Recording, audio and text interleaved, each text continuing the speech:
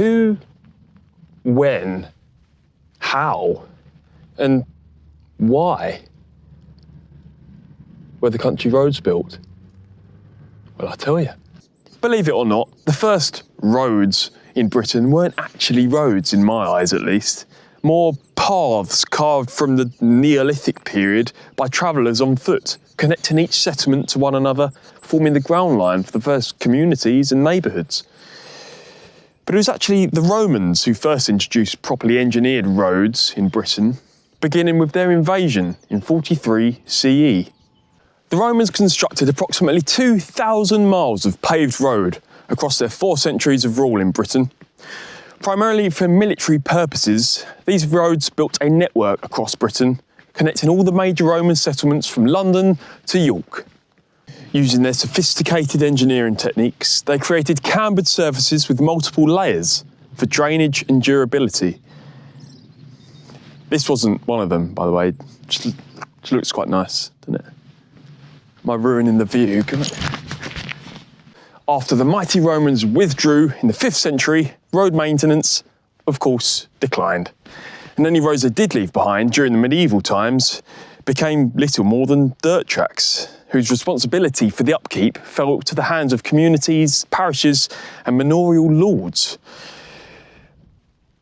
And looking at this one, I'm beginning to think we haven't left those medieval times. I mean, look at that. Seriously? Is that the best we can do in this day and age? I'm just getting a bit concerned, actually.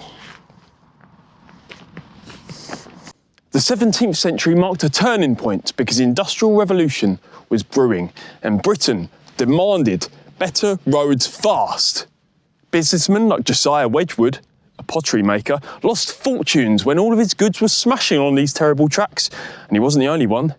So there needed to be a solution. What was that solution? Turnpike trusts. These were organisations which collected tolls, aka your money. Just what we need, eh? To maintain and improve Britain's road network.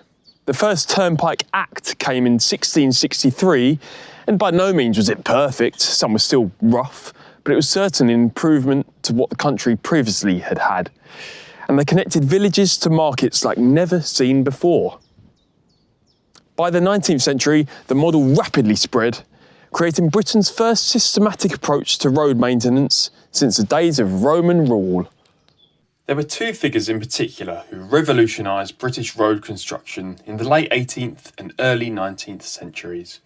Thomas Telford, the Colossus of roads, engineered highways with proper foundations and drainage, whilst John Macadam developed the macadamised road, layers of small, angular stones that formed a hard, smooth surface when compressed by traffic. Just as we'd got into our groove, the arrival of the automobile in the early 20th century created a whole new list of demands. The Road Board in 1909, along with the Ministry of Transport in 1919, both were created to improve the road network in the country. Later on, the classification system, which we still know and use today, of A and B roads, came a little bit later in 1922. Today's country roads reflect this layered history. Their winding nature tells stories of ancient boundaries and topography. Their varying widths follow the different eras of transport we've seen over the years, and their distinctive character, often bounded by hedgerows like this one, are the cherry on the cake for the quintessentially British rural landscape we know today. Drink it in. Who built them? Take your pick. The Romans, medieval villagers, turnpike companies, and blooming brilliant engineers. When? 43 AD till, I suppose, the car age, with a big push during the Industrial Revolution. Why? Well, defence and conquests in the Roman era, to connect markets with resources in the medieval times, and for efficient transportation in the industrial age. And today, they serve not just as transportation corridors, but as vital links to the British countryside. And hey, what would we do without them? Thanks for watching.